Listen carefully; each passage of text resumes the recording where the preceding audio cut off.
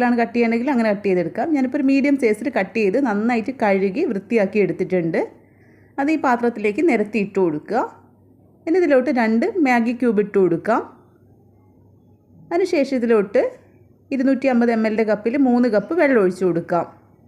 ഇനി ഇത് അടുപ്പത്തോട്ട് വെച്ച് കൊടുക്കാം. മീഡിയം ഫ്ലെയിമിൽ വെച്ച് വേണം കുക്ക് ചെയ്തെടുക്കാനായിട്ട്. ആ സമയത്ത് ഒരു അത്യാവശ്യം വലുപ്പമുള്ളൊരു ബൗൾ എടുത്തതിന് ശേഷം അതിലോട്ട് 2 കപ്പ് സെല്ല റൈസ് ഇട്ട് കൊടുക്കാം. അതിലോട്ട് മുങ്ങിക്കിടക്കാൻ പാകത്തിന് വെള്ളം ഒഴിച്ച് അരമണിക്കൂർ കുതിരാനായിട്ട് മാറ്റി വെക്കാം. ഇനി ഒരു ചെറിയ ബൗൾ എടുത്തതിന് ശേഷം അതിലോട്ട് 2 ഇഞ്ച് വലുപ്പമുള്ള പട്ട ചെറുതായിട്ട് മുറിച്ചിട്ട് കൊടുക്കുക. 1 ടേബിൾ സ്പൂൺ ചെറിയ ജീരകം ചേർത്ത് കൊടുക്കാം. 1 ടീസ്പൂൺ കുരുമുളക് ചേർത്ത് കൊടുക്കാം. ഒരു 5-8 ഗ്രാമ്പു, ഒരു 5-6 ഏലക്കായ. ഇനി ഇത് ഒരു പാനിലോട്ടിട്ട് ചെറുതായിട്ടൊന്ന് ചൂടാക്കിയതിന് ശേഷം മിക്സിയുടെ ചെറിയ ജാറിലിട്ട് നന്നായിട്ട് പൊടിച്ചെടുക്കാം. ഞാനിപ്പോൾ ഇത് പൊടിച്ചെടുത്തതിന് ശേഷം 1/4 ഭാഗം ഈ വേവുന്ന ചിക്കനിലോട്ട് ഇട്ട് കൊടുക്കുകയാണേ. അതിൻ്റെ വീഡിയോ കിട്ടിയില്ല, അതാണ് റെക്കോർഡായിട്ടുണ്ടായില്ല ആ സമയത്ത്.